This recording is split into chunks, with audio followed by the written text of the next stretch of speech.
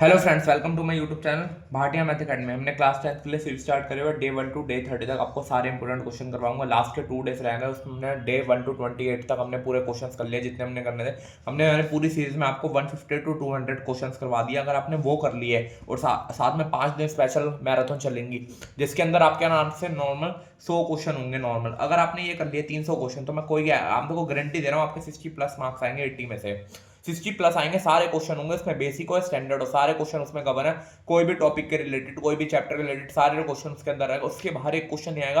अगर आपको ये नॉर्मल यकीन नहीं है, नॉर्मल आपके प्री बोर्ड हुए होंगे, हाफ ईयरली होंगे, उसमें आप क्वेश्चन मैच कर लेना। डे 1 टू डे 28 के अंदर आपको सारे क्वेश्चन दिख जाएंगे जितने भी आपके पेपर में आएंगे, सेम डिजिट के साथ नॉर्मल। अगर आपने ये सीरीज कर ली पूरी नॉर्मल, और जो नॉर्मल 5 मैराथन क्लासेस चलेंगी जिसके अंदर 100 क्वेश्चन होंगे, सारे इंपॉर्टेंट क्वेश्चन जो पेपर में आएंगे गारंटी क्वेश्चन होंगे 100।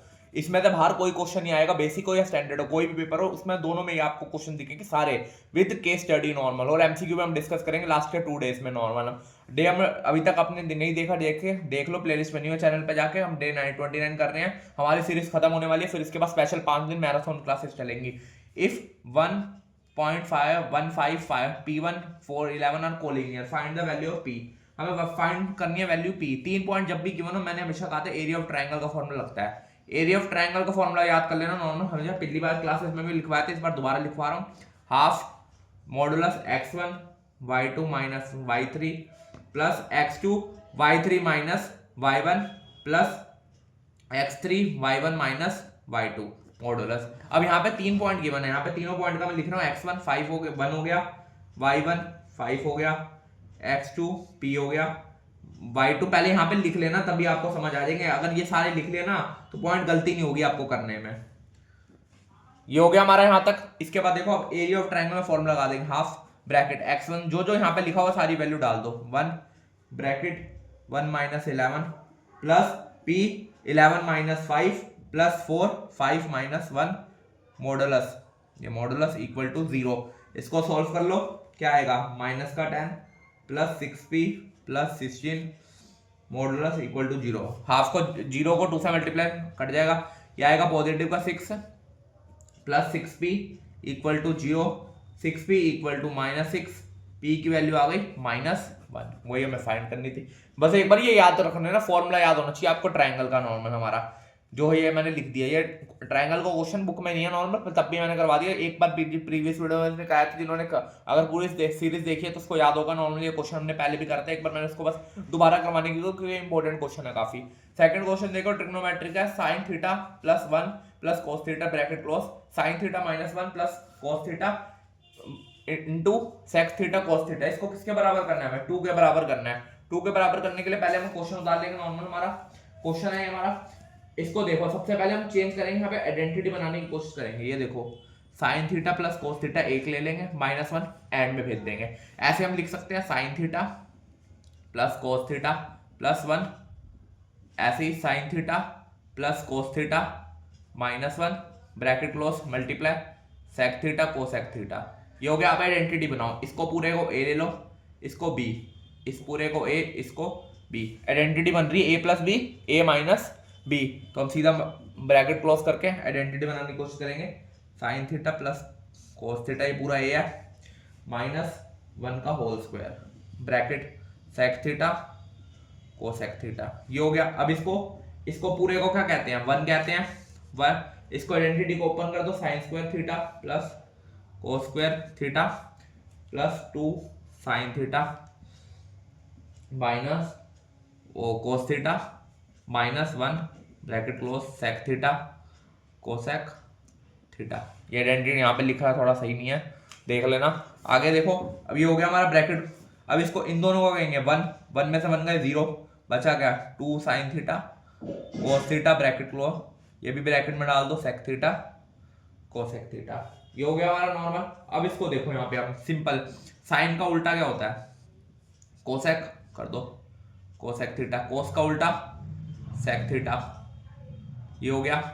इसको भी sec theta cosec theta. Simple question, अब आपको समझ आना चाहिए। 2 हो गया, 2 आंसर।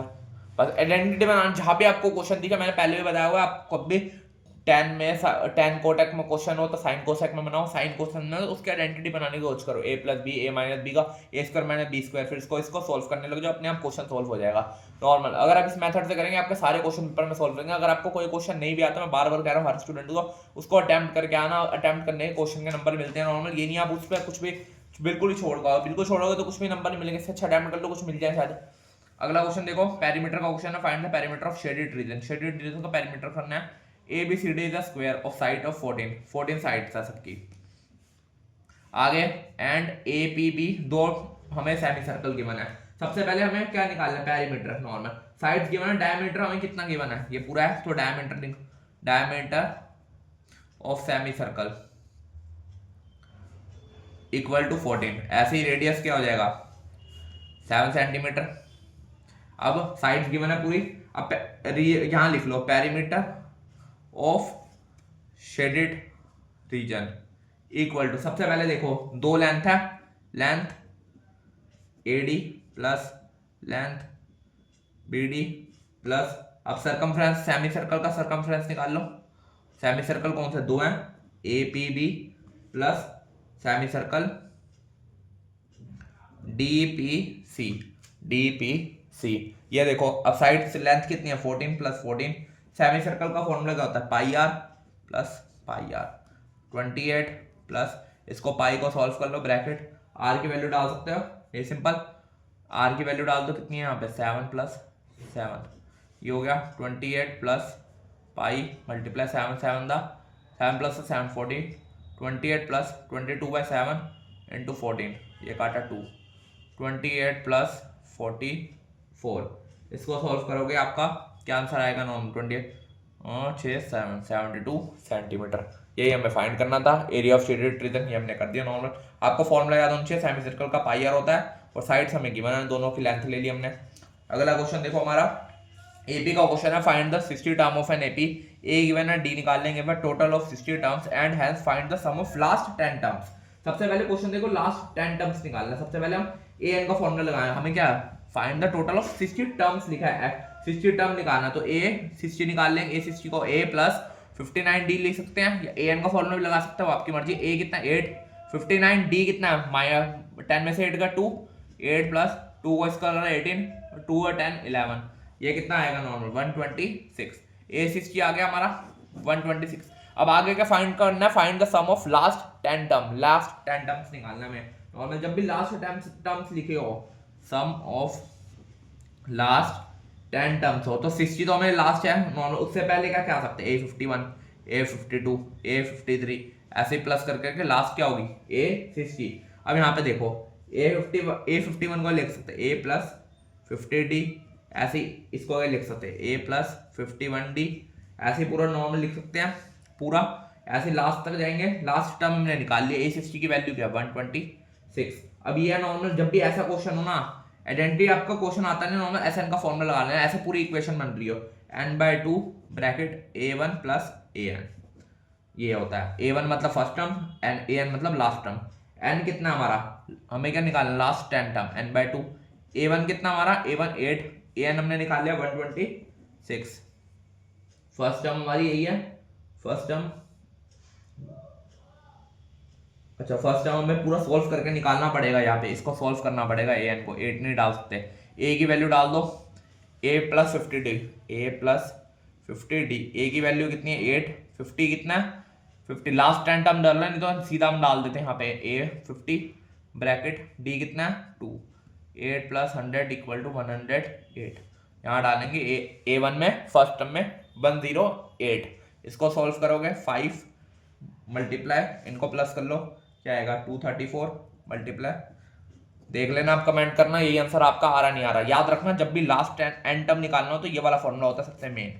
ऐसे लास्ट 60 टर्म्स लिखा हो या 80 लिखा हो तो यहाँ पे क्या आता है 71 72 73, फिर इसको सॉल्व करते, पहली इक्वेशन निकाल के A निकाल लेते, AN हमें लास्ट में पता ही हमने निकाल लिया था, बस वो यहाँ पे प्लॉट कर देते हैं। सिंपल क्वेश्चन था, आपको बस मेथड आना चाहिए, अगर मेथड आ गया तो सोल्व हो गया। लास्ट क्वेश्चन देखो नॉर्मल ट्राइंगल का क्वेश्शन है, in triangle AB perpendicular to BC, हमें AC square equal to BC square minus AB square proof करना में, ये PA square equal to PB multiply CB। अब पहले देखो ट्राइंगल है, ट्राइंगल ले लेंगे, A B C, A P perpendicular है बी सी के, तो ये सीधा इक्वेशन बन गया। परपेंडिकुलर है तो पाइथागोरस थ्योरम लगा लेंगे, ये सिंपल। इसको ही हमें क्वेश्चन में गिवन है, बी सी की वैल्यू निकाल लो, ये हो गई एक। अगला अब ट्राइंगल ले लो, A B C is a right triangle. Triangle बनाना मैं, ट्राइंगल फिगर क्वेश्चन में गिवन थी, मैंने यहाँ पे लिखी नहीं आपको, sorry. A B P C, ये 90 डिग्री, बस ये हो गया हमारे यहाँ पे। अब आगे इसको label in A B triangle, A B C is a right triangle normal. A B perpendicular था, फिगर क्वेश्चन में गिवन थी, ए बी सी ट्राइंगल था, ए बी परपेंडिकुलर किसके थे, बी सी, तो ये simple A B C is the right angle at A, right angle at A normal. अब यहाँ पे नाम लिख दो, एंगल लिख दो, एंगल 1, एंगल 2, एंगल 3, एंगल 4। सीधा लिख सकते हैं angle 2 plus angle 3 equal to 90, क्योंकि 90 डिग्री बन रहा है। ऐसे ही also angle 1 equal to angle 2 equal to 90, क्यों, triangle A P B equal to 90 degree है।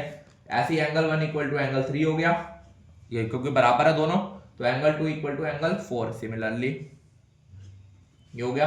अब ट्राइंगल कौन सा लेंगे, इन triangle B A P and triangle A C P.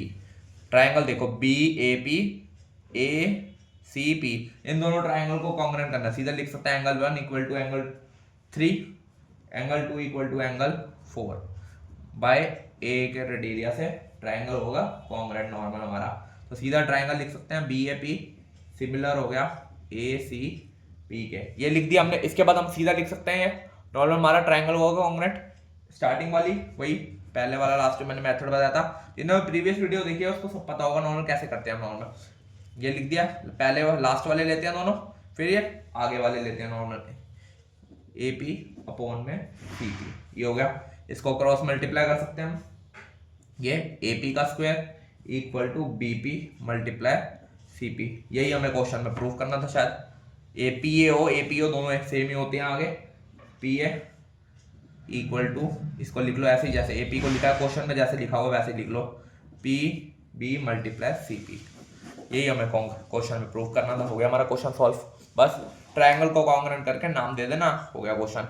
Video अच्छा लग रहा है, सीरीज पसंद है, मैंने लास्ट 1 डे बचा, अगर अभी तक हमने सीरीज नहीं देखी, एक पूरा डे, एक या 2 दिन पूरे निकालो अपने नॉर्मल, जो कि 17 तारीख को पेपर है, 6-7 तारीख हो चुकी है नॉर्मल, आप पूरे 1-2 दिन निकालो, उसके अंदर सारी सीरीज के कंप्लीट करो, उसके अंदर 150 क्वेश्चन है, उस क्वेश्चनों को करो अच्छी तरह। फिर उसके बाद मैराथन आएंगे, अगर आपको ये 150 आ गए तो आपको मैराथन क्वेश्चन भी आते होंगे सारे, वो पेपर में सारे वही आएंगे नॉर्मल, उसके अंदर 100 क्वेश्चन है। अगर आप 250 क्वेश्चन अच्छी तरह कर लेते हैं तो मैं आपको गारंटी दे रहा हूँ, मैं बार बार बता रहा हूँ, 60 को सारे क्वेश्चन आपको दिखेंगे, बेसिक हो स्टैंडर्ड हो, हर पेपर में आपको ये इंपॉर्टेंट क्वेश्चन दिखेंगे ही दिखेंगे, जितने भी मैं करवा रहा हूँ। इससे बाहर कोई क्वेश्चन नहीं आएगा, सारे इंपॉर्टेंट क्वेश्चन कवर है।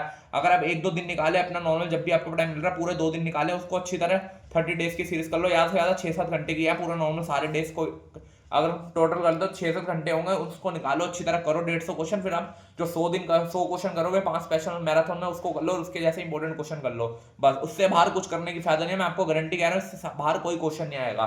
जितने क्वेश्चन कराए उसको आप मैच भी कर लेना, आपके प्री बोर्ड के पेपर में, बोर्ड के पेपर, प्री बोर्ड के पेपर में, हाफ ईयरली के पेपर में क्वेश्चन वो सारे आ रहे होंगे, रिपीट हो रहे होंगे। वीडियो अच्छी लगी, सीरीज पसंद आए, चैनल को सब्सक्राइब करें, थैंक यू।